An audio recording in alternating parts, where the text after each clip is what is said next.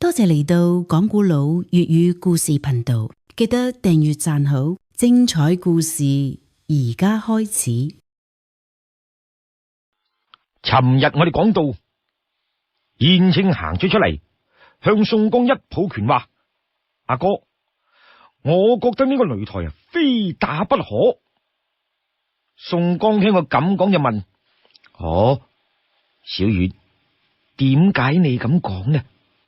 燕青就話：第一，泰安離我哋梁山比較近，而且呢個郡縣可以講錢糧豐足，一向都非常富裕。我哋梁山泊好耐都未打過仗，正好佢擺咗個咁嘅藉口出嚟，我哋呢一嚟去打擂台，二嚟亦都可以走馬攻取泰安州。再講啊，泰安擂台搞咗2年，已經係天下皆知。本嚟我哋同佢哋河水不犯井水，亦都無謂理佢。但係佢既然放咗啲咁嘅說話，就算係泰安官府同呢個任員互相勾結，設下圈套，但係而家已經係人盡皆知。如果佢梁山泊一啲反應都冇嘅，咁真係會折損我哋梁山威名啊！阿哥，請你三思。玉麒麟盧俊義喺旁邊聽到，佢點一點頭，亦都企起身行埋宋江身邊話：阿哥，我覺得小月講得好有道理。打擂台既可以樹我哋梁山名聲，同時順帶攻取泰安州，亦都可以為山寨積蓄錢糧。呢個真係一舉兩得。宋江仔細咁盤算，佢哋講得真係有道理。梁山泊已經近半年未打過仗，雖然山寨都仲有積蓄，但係難免坐食山崩。如果攻取泰安，咁起碼1-2年內，梁山泊嘅絕對唔再憂愁錢糧。好啦，既然係咁，聽我分派。由而家開始，玉麒麟盧俊義、軍師吳用負責仔細咁研究泰安嘅環境地勢，分派人馬準備直攻神州。另外派燕青，你去泰安州先摸下底，了解下當地嘅民情同埋佢哋軍隊嘅布置，仲有嗰個任員放出啲咁嘅說話，喺當地產生咗啲咩影響，同埋佢究竟有咩詭計，探明清楚之後，我哋再想對策。燕青就話：阿哥既然派我泰安，我想請求順便要上擂台同任員鬥一鬥，以樹立我哋梁山名聲啊！好啦，上擂台呢件事由你自己隨機應變呢。燕青聽到高高興興咁，擰轉身行咗出去，執拾行裝就準備起行啦。睇住佢嘅背影，宋江仲係有啲唔放心。佢問盧俊義：你話如果淨係俾小月哥一個人去，得唔得啊？盧俊義笑一笑：阿哥，燕小月我係由細睇到大，佢呢個人武藝唔再講，最難得嘅又係眉遮眼企，通達人情世故，而且做事極之精細。我可以放膽咁講，如果你派第二個人去，我都唔敢擔保，唯獨佢去，你絕對放心，佢點都唔會蝕底嘅。之但係我始終都係有啲擔心啊！佢畢竟係一個人去，萬一你話出咗咩意外咁樣。盧俊義就話：既然阿哥咁樣擔心，我諗緊啦，日於等佢前腳一走，我就暗中落山喺後邊以作照應。宋江聽到點一點頭，即刻嗌埋軍師吳用嚟同盧俊義商量，盧俊義點樣去接應燕青，梁山又點樣進兵。好啦，呢啲我哋暫且唔講住，翻轉頭再講下燕青。燕青翻到自己住嘅地方，簡單咁執拾行裝就即刻起行啦。佢嘅心情亦都非常興奮。攻取泰安對於梁山嚟講係件大事，而去擂台上面代表梁山泊同呢個任元比武，落下佢棚牙，等佢唔能夠再講大話。呢件亦都係非常重要嘅事。宋江阿哥派我一個人前去，咁即係話係要重用我，係睇重我啊！喺梁山嚟講，咁亦都真係非常難得。燕青啊，畢竟仲係後生，一諗到呢啲嘢，心裏邊就難免非常興奮。但係呢，燕青嘅人畢竟係比較精細，佢好快就冷靜翻落嚟，一路行，一路喺個腦海裏邊就不斷喺度諗，去到泰安，我應該係點樣入城，然後點樣打探軍情，又點樣去會一會嗰個任元呢？正喺度諗緊嘅時候，忽然間聽到後邊有人一路追上嚟，一路大聲嗌：嘿，小月哥，小月哥，等陣，等一陣啊！燕青擰轉嚟一睇，不禁咪皺皺眉頭啦。點解呢？原來追上嚟呢個人唔係邊個，正係嗰個野禍精大拋羅李逵。李逵係氣噓氣喘咁追上燕青，話：哎呀，小月哥啊，你走得真係太快啦，搞到我追都唔知追得幾辛苦啊！燕青望下佢，見到佢手上執住簡單包袱，腰間係插住兩把板斧，氣噓氣喘到滿頭大汗。佢不禁皺實眉頭，話：哦，天牛哥，你落山係宋江阿哥叫你嚟嘅？嘿，唔係，咁係盧員外叫你嚟幫我手噶啦噃。啊，咁又唔係，唔通係軍師叫你？都唔係。既然唔係佢哋幾位分派，咁你追上嚟做乜嘢呢？小月哥啊，我都唔知幾羨慕你啊！嗱，上次去京城你有份啊，點知咁快啫？阿哥又派你去泰安州。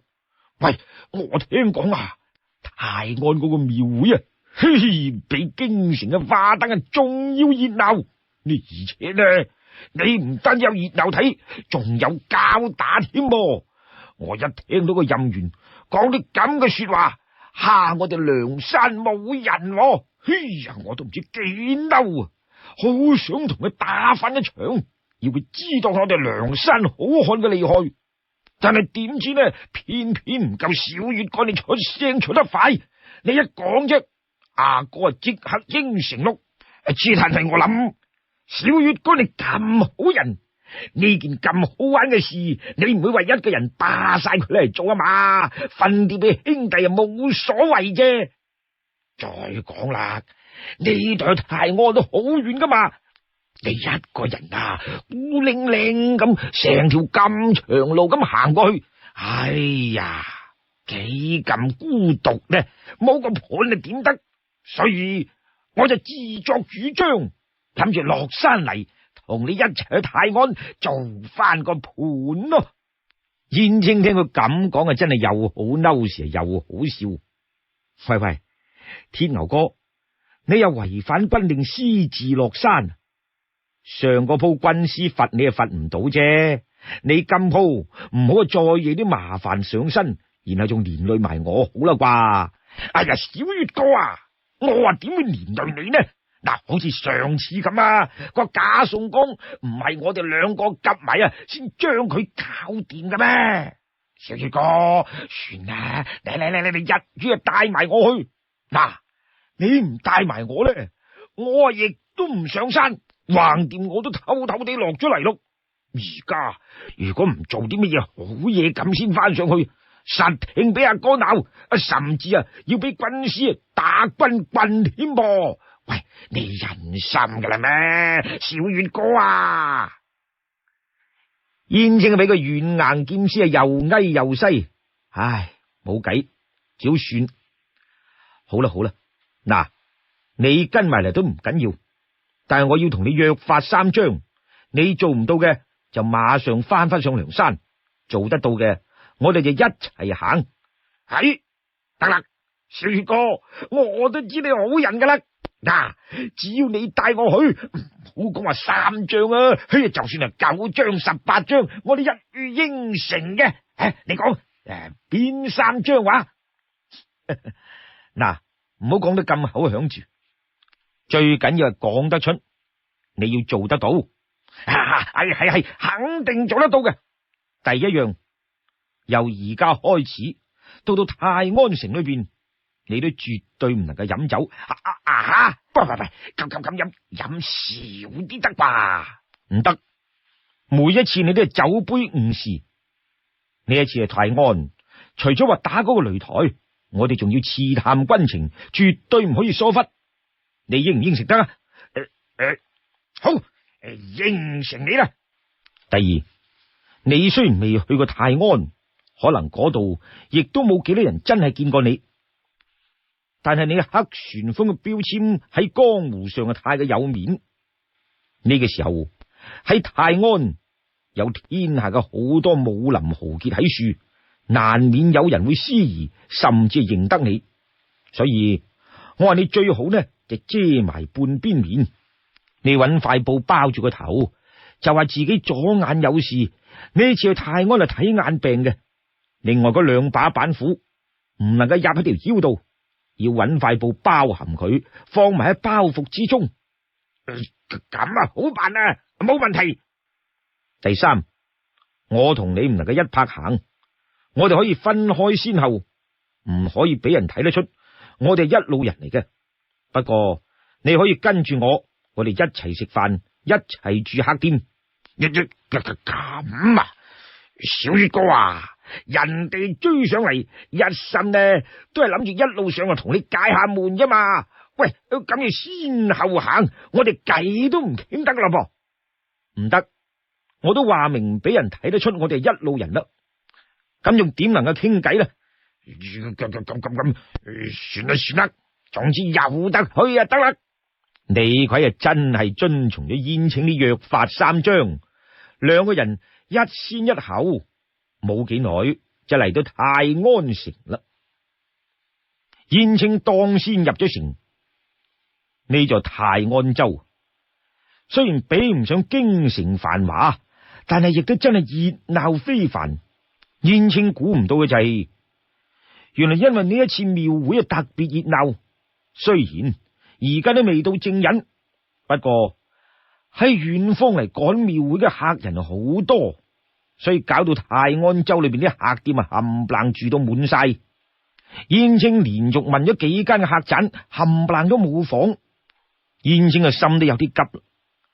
正喺呢個時候，佢睇到個客棧旁邊有一棟平房，喺屋前邊踎住個老人家，正喺度一邊食煙斗，一邊係睇住街上嘅熱鬧情景，好似悠悠閒閒咁噃。燕青嘅心一喐，行前2步就話：呢位老人家，有一件事唔知你可唔可以幫得我呢？後生哥啊，你有咩事啊？嗱，你都睇到啦，我係個貨郎嚟嘅，呢一次專門辦咗批貨，諗住喺廟會嘅時候賣翻佢嚟賺翻幾個錢嘅。我係好遠路趕嚟噶，有成100里路，點知嚟到呢度搵唔到客棧，搞到而家我冇地方落腳。我想問下老人家，唔知你方唔方便俾我借宿幾日呢？至多我按照客店房間嘅價錢雙倍計翻俾你啊！個老人家一聽，心諗：有咁好嘢？我間屋橫掂空咗2間房，估唔到可以趁機賺錢添啊！咁啊幾好噃。於是佢就話：好啊好啊，只要小哥你唔嫌屈質呢，老漢我有乜所謂啫？嗱，咁你入嚟睇過住唔住得就好啦。燕青跟住個老伯入到佢間屋一睇，個客房都仲算乾淨，床鋪被席都係現成嘅，好滿意。即時又攞咗5兩銀出嚟，交俾個老伯話：老伯啊，咁我一於就喺你哋借宿啦。另外我仲有一個朋友係住喺我隔籬嘅，佢呢次都同我一齊嚟，諗住大家夾份做呢場買賣，到時候佢嘅房錢亦都算埋喺呢處嚟。老伯見你燕青出手咁大方，早就唔知幾咁歡喜咯，又點會計較咁多呢？冇問題，冇問題。係啦，小哥啊，呢幾日呢，如果要喺度搭埋食嘅，最緊要話聲我聽下。只要你俾啲買餸錢呢，我招呼埋你哋食飯。燕青見到佢咁熱心，嘅心啊更加高興。呢個老伯睇嚟呢係好熱心嘅人，咁向佢打聽消息，亦都係非常方便啦。於是佢就即刻將李逵亦都接埋落嚟。兩個人坐低之後，燕青就問老伯啊，我想問你啦，其實天下間各州各郡廟會都好多，但係點解我哋泰安嘅廟會聽講好似特別厲害、特別熱鬧咁呢？你咁問呢就問啱人咯，後生仔啊，老漢我喺度住咗成幾十年，不過呢，我後生嗰陣都周圍去逛過下，其他啲大城市嘅廟會呢，我都亦去睇過一下嘅。老實講啊，講起呢個廟會啊，就算係京城都及唔上我哋泰安呢度厲害啊！點解呢？又唔使講乜嘢，自從本朝太祖封山之後，呢座泰山呢，可以講已經成為天下第一嘅神山。山上面供奉住招霞神君泰安大帝。泰安大帝係邊個啊？係玉皇大帝嘅親兄弟噃。聽講佢呢，唔單止掌管人間嘅生死禍福，手下又有3900幾各路嘅神仙，所以呢度啲香火特別之靈嘅。越傳越盛之下，歷朝皇帝都專登走嚟呢度進封泰安大帝，又進封神山，祭天告地。日積月累之下，我哋泰安呢一座代廟裏邊嘅神仙嘅名氣越嚟越大，咁四周圍嚟呢度趕廟會嘅鄉客咪越嚟越多咯。唔使講乜嘢啊！嗱，我話定你哋聽啊，如果你諗住去廟會上住香哎呀，而家都好緊張噶啦！呢啲人唔單止周圍嘅客店都住滿晒人，連啲香火聽講話都賣晒噶咯。你兩位呢？如果想去上住香，祈求你哋呢場買賣有錢賺啊！咁啊！我舊年有啲舊香火用剩，我又俾咗你哋先噶，我都唔收貴你，好似平時咁樣俾翻咁嘅價錢就得咯。咁真係好啦，老人家。我仲想問下，聽講話呢個廟會唔單止人多，而且仲有好多熱鬧睇，好似係打擂台添噶噃，係嘛？係啊。已經辦咗2年噶啦，哇！呢2年喺擂台之上真係高手輩出。不過話到底呢，最犀利嘅都係嗰個擎天柱嘅任元。2年天下嚟咗咁多嘅相撲高手，最後都係俾佢攞翻個第一，2年都奪魁。呢2年上擂台挑戰佢嘅人都唔知幾多，哇！有時打得都好精彩噶，只不過又慘得滯噶。嗰啲同佢打嘅人唔係斷手，就係斷腳，有啲連命仔都冇埋啊！唉，真係只不過呢冇計噶，官府規定，總之喺擂台上打死人就唔賠命嘅，所以呢雖然嗰啲獎金都好吸引，但係後尾你舊年呢剩翻嗰幾日冇人敢上台挑戰個任元，佢等足3日都冇一個人再上嚟咯，咁先宣布又係由佢奪魁。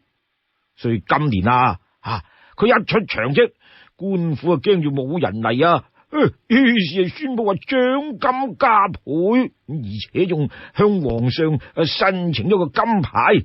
今年呢，如果邊個爭到個第一唔單止可以贏得千兩巨獎，仲可以攬埋大紅花就跨馬遊街3日，好似中咗武狀元咁威。所以話今年呢，佢要嚟嘅人更加之多，而且呢，嗰個咁嘅擎天柱任元仲誇下海口，話今年呢，佢唔單止打盡天下英雄，仲專門要挑戰嗰啲梁山好漢。大家而家都估佢啲說話講到咁盡你話梁山伯呢會唔會派人嚟應戰啊？不過我睇呢，雖然外間傳說到話梁山伯上嗰啲好漢幾咁厲害法，你知，但係如果佢哋真係派人上擂台同嗰個任元玩相撲我諗都係凶多吉少。李逵一聽我咁講，當堂雙眼一碌，咁準備發作。燕青就即刻撳實佢話：老人家，點解你咁講呢？